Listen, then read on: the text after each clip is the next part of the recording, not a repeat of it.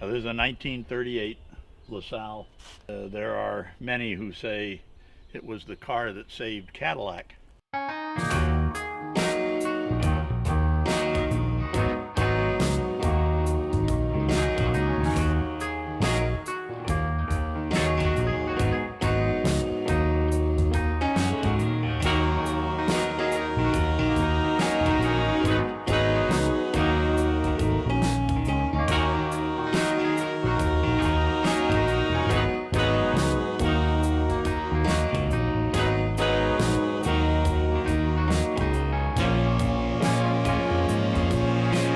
The engine was rebuilt like 1947, I think. And so the whole bill, $275, completely rebuilt the engine. So the LaSalle came out, it was a big hit. It cost about half or less of the next lowest priced Cadillac. Now, the reason they didn't call it a Cadillac was that they were afraid they would upset their high-priced Cadillac owners by having this cheap thing also called a Cadillac. But in fact, it was the same kind of a car. It took me a long time to get used to it.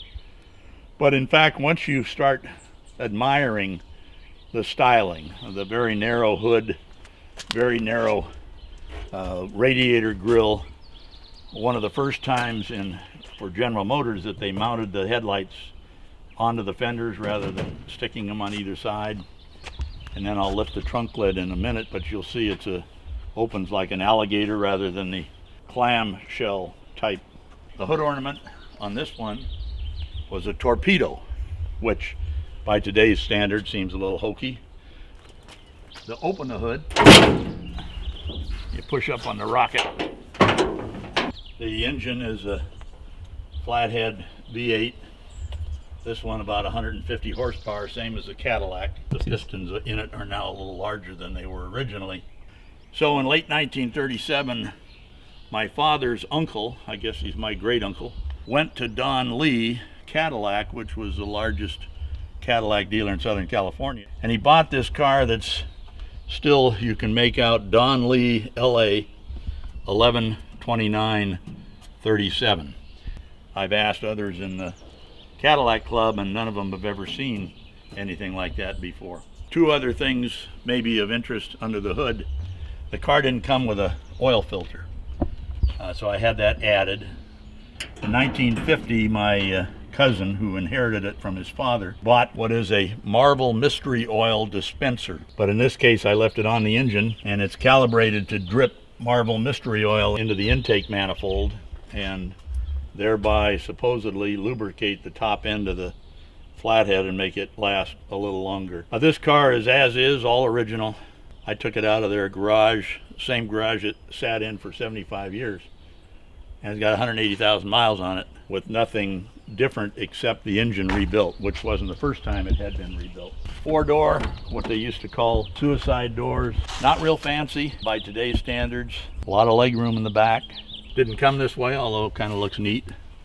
But that's just a delamination of the early safety glass.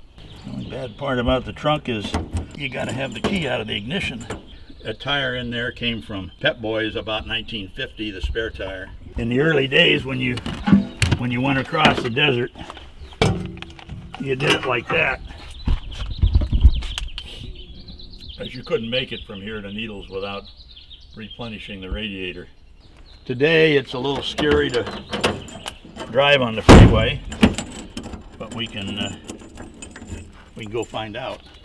Starter button. Come on. There it goes. One thing I noticed about this car is even though it has drum brakes, it stops really, really well for a car of this era.